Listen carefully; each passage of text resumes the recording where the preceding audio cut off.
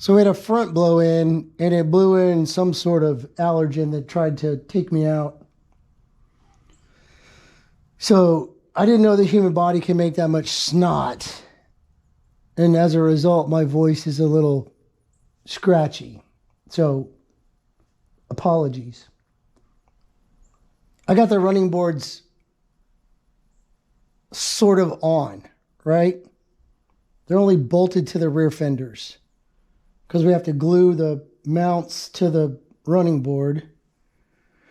And in order to know where to do that, you kind of got to have them set up. This is the only way I can figure it out. Here's my problem.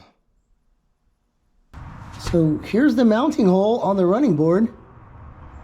And the mounting hole for the fender is right here. So we're off by order of magnitude.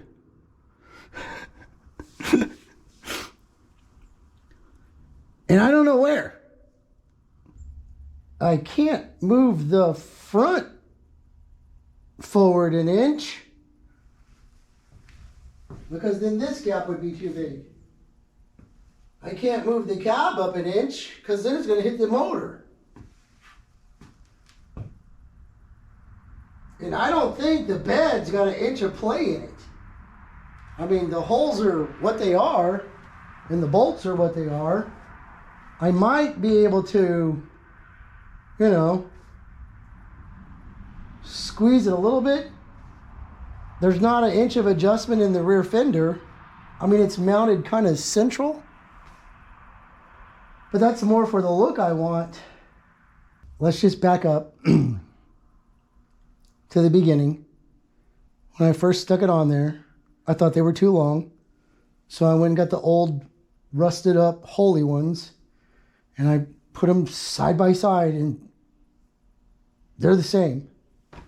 So it's me. I know I don't have an inch of play in the cab. If anything, I want the cab to go back. Give me a little bit more clearance on that steering shaft. So I was thinking about that. The old bed was all jacked up and was rubbing up against this anyway because the wooden blocks were rotted out and most of the bolts were rusted off. But there's only 6 points of contact on the cab.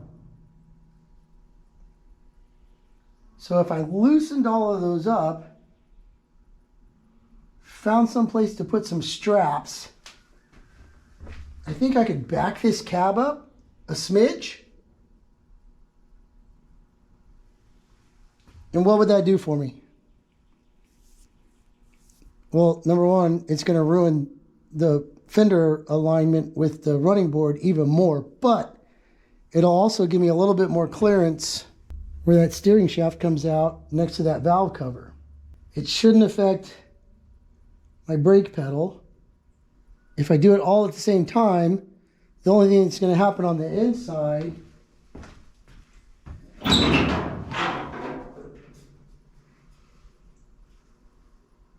is the fan's going to get a little bit closer. And I got a finger's worth. And so just to be clear, or it's actually supposed to be behind, like right here. This part's supposed to drop down right here. And I don't like that look anyway. So what I was going to do anyway was cut this flush and then round it back up so that it mates up with the fender line. So if I move the cab back and if I move the bed forward, it's just going to, it's still going to be the same work. I'll just have to drill new holes and cut off the excess. And I don't know how this happened. Okay?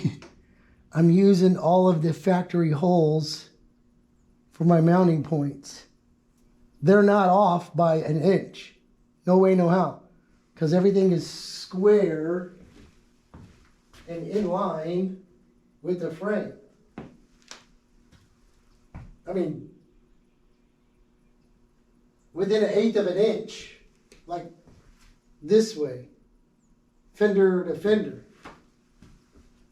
I don't think you get that from the factory. And the bed is completely square. The hard part is getting a tool down in there to that front mount. The back mounts are easy. And then we just loosen up the radiator, because all of this is bolted to the cab, and then all of this is bolted to the radiator, and the radiator holds everything up. I think the radiator is going to need some bigger bolts. I'm running 5/16. I may upgrade that to 3/8, just because. So I'm actually going to try to slide this whole mechanism back just as much as I can. I'm just going to loosen the bolts, leave them in place, and then when it hits up on the bolt hole, that's where I'll leave it and see where it happens. So, I mean, I can hook up under here on that interior panel crossbar thing. It's pretty tough. And then run a strap over to my X's and just click, click, click, click, click. See if I can't get it to budge. It's not that heavy. I can move the cab by myself. I think it's a win, honest. So I'm gonna experiment with that. It doesn't really affect my fender that much. I mean, even if I just move it a 1/4 inch, that's really what I want. Might be possible. I think I shoved the cab all the way forward when I put it on the last time. And if I shove it all the way back, that's even better. It might get into my upper A-arm, but I can always trim that. Let's just review for the next guy. So that's my factory hole. And it was supposed to have a springy mechanism thing in there, but it's mounted, hard mounted to the frame with a 1/8 inch rubber piece. And then there's one under here somewhere. I really need a prop rod. Hold on, let me find a prop rod. So right here is my other mounting point. And those are 7/16. And it's in the factory hole. And then there's 2 bolts down there on the bottom of the radiator. And then all of this is mounted right here on this core support. That's the only thing that holds it up. So we're just gonna go, I think I am. The only way we'll know is we put them on here.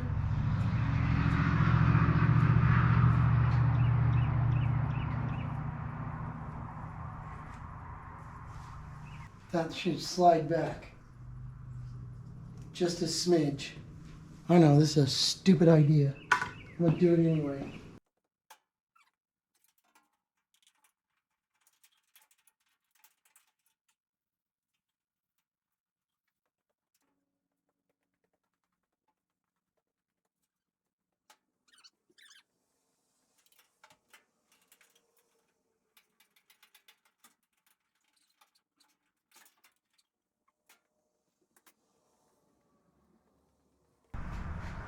Now I have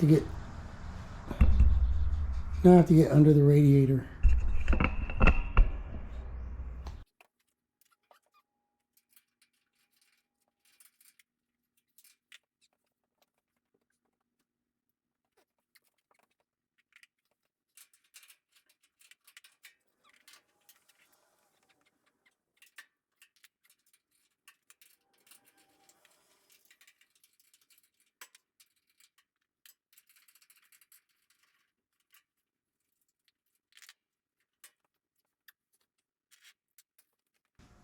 The next time I put the cab on, it'll be all the way back.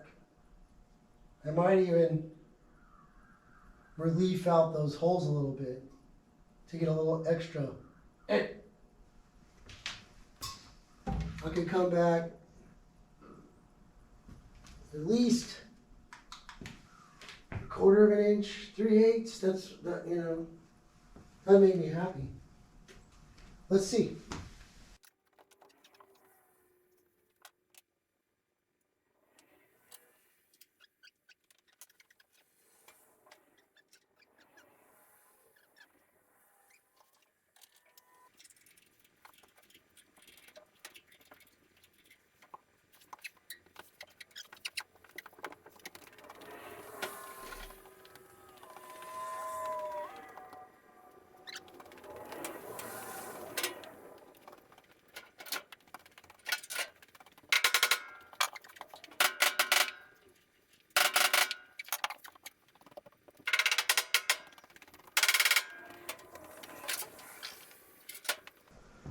Okay, so there's proof of concept. That was my mark. We moved it back about 1/4 of an inch. This one maybe not so much. I'll give it another twist on the thing, but we can take measurements and check for square. Ooh! I'm at 2. 2.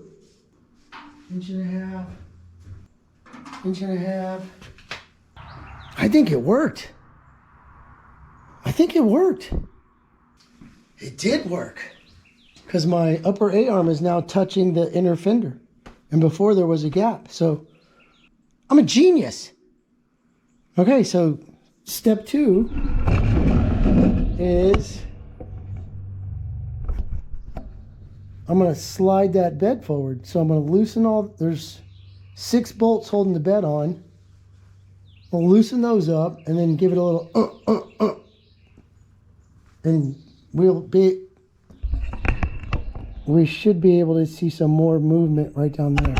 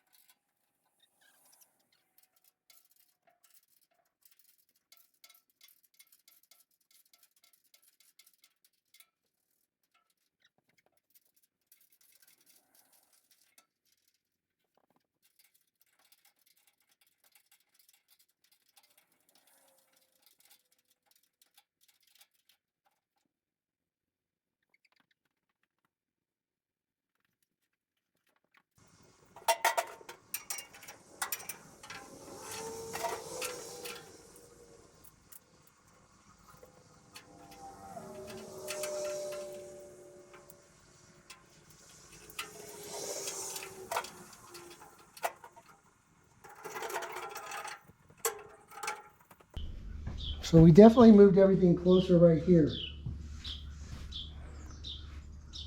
So we just went like this. I mean, we're supposed to be going like this, but I don't want to go like that. I want to go like this. We're shrinking the truck. Wheelbase is staying the same, but the truck is actually shrinking. So I'm probably going to come in here and give it a little relief this way. Just, so I can have some play in it. We're going to come in here like this.